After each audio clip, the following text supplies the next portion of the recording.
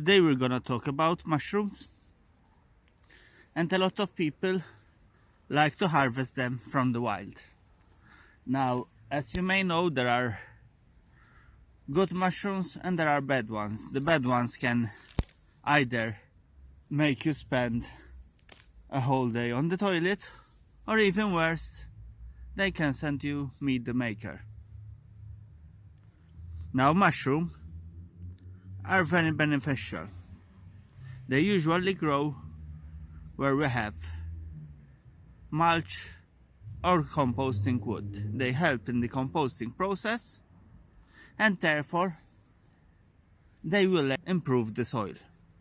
Now, if you've never collected mushrooms from the wild, I would suggest that you either find someone who has such experience and even buy some books or even lend some books from the library.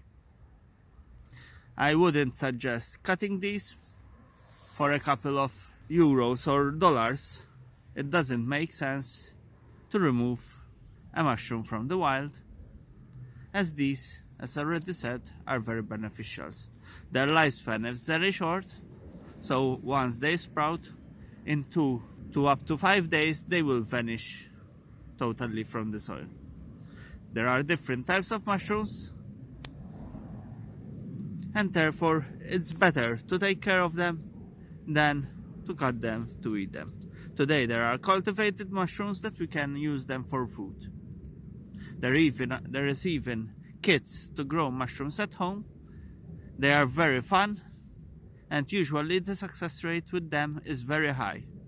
So therefore I would suggest that either you start with those, or if you don't have the time and patience, you can start by buying fresh ones. Hope you enjoyed this video. If so, give us a thumbs up and please subscribe.